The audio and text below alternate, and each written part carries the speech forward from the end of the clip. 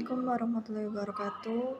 Perkenalkan, kami dari kelompok 7 akan mempresentasikan tentang auditing atau audit siklus investasi, yang dimana anggotanya adalah saya sendiri, Suci Anggraini, dengan NPM 20101020040.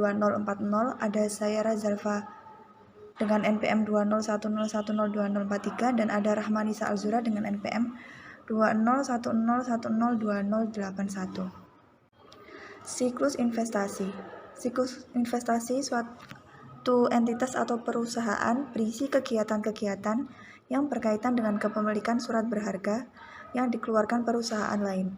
Surat berharga dapat berupa sertifikat deposito, saham biasa, saham preferen, obligasi pemerintah, maupun obligasi perusahaan, dan pada materi kali ini lebih mengarah pada saham biasa dan obligasi yang dikeluarkan oleh perusahaan lain. Siklus investasi juga berkaitan dengan siklus lain seperti siklus pendapatan dan siklus pengeluaran. Pada umumnya, investasi perusahaan dilakukan oleh pihak internal atau eksternal. Jika dikelola secara internal, maka minimal 2 pegawai yang mengelolanya dan membuat catatan detail mengenai surat berharga yang dipegang beserta nomor serinya.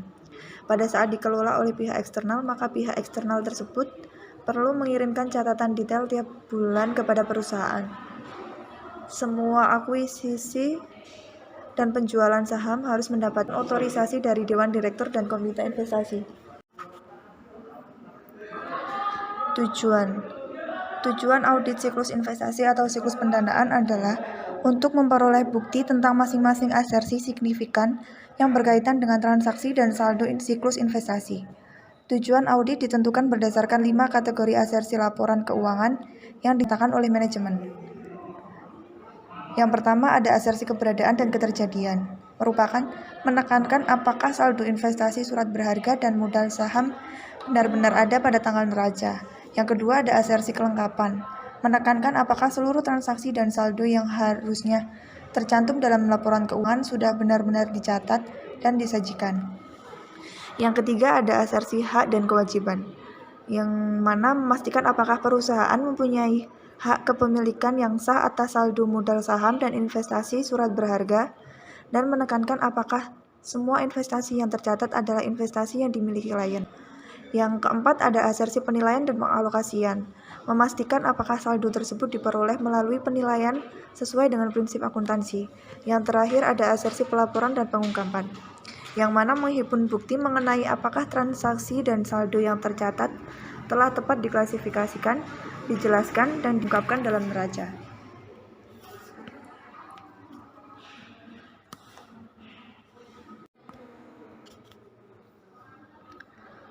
Kemudian ada materialitas.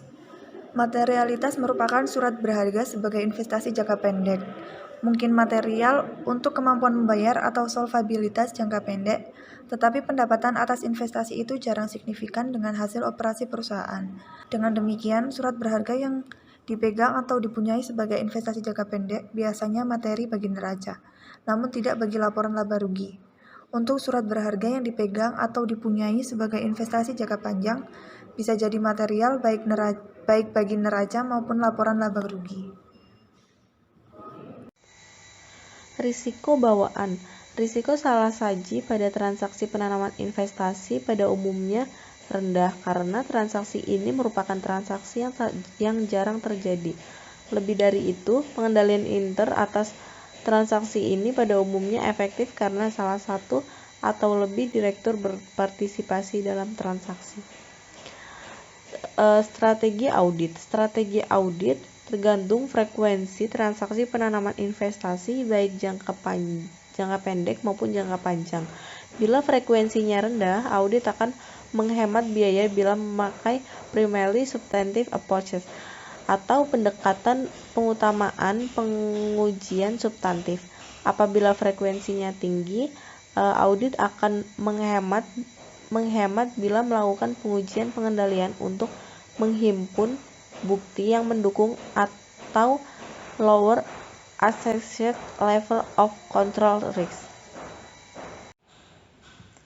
Lanjut pengendalian internal. 1. Lingkungan pengendalian. Lingkungan pengendalian ini sangat penting untuk mewujudkan SPI siklus investasi yang baik. Perwujudannya adalah memahami pemberian kekuasaan dan tanggung jawab atas transaksi, penerimaan investasi pada bendahara perusahaan, manajer keuangan, atau direktur keuangan. 2. Penaksiran risiko. Penaksiran risiko entitas untuk tujuan pelaporan keuangan merupakan pengidentifikasian, analisis, dan pengelolaan risiko yang relevan dengan penyusunan laporan keuangan yang disajikan secara wajar sesuai dengan prinsip akuntansi berterima umum. 3. Informasi dan komunikasi. Pemahaman sistem akuntansi untuk pengetahuan auditor tentang metode pemrosesan data, dokumen, serta catatan pokok yang digunakan. Pemahaman sistem akuntansi diperoleh melalui penelaahan buku manual akuntansi dan flowchart system. Pengajuan pertanyaan pada personel akuntansi dan pengalaman terdahulu dengan klien. Akuntansi harus memahami kompetensi personel akuntansi dan bagian EDP yang bertanggung jawab atas pengolahan transaksi siklus investasi. Pemahaman tersebut diperoleh melalui pengajuan pertanyaan, pengamatan, dan menelaah file atau arsip personel. 4. Aktivitas pengendalian. Aktivitas pengendalian yang relevan dengan audit atas transaksi dalam siklus investasi dapat digolongkan menjadi beberapa kebijakan dan prosedur yang berkaitan dengan review kinerja, pengolahan informasi, pengendalian fisik, dan pemisahan tugas. Lanjut, dokumen dan catatan. Dokumen dan catatan terdiri dari 6, yaitu yang pertama sertifikat saham, sertifikat obligasi, bond indenture, brokers adsif, buku jurnal, dan yang terakhir buku pembantu investasi. Lalu fungsi terdapat 6 juga, yaitu pembelian surat berharga, penerimaan pendapatan periodik, penjualan surat berharga, pencatatan transaksi, pengamanan atau penyimpanan surat berharga, yang terakhir penjaga ketepatan buku pembantu investasi. Yang selanjutnya yaitu ada penetapan risiko pengendalian. Penetapan risiko pengendalian ini merupakan proses pengevaluasian efektivitas kebijakan dan prosedur struktur pengendalian intern dalam mencegah dan mendeteksi salah saji material dalam laporan keuangan.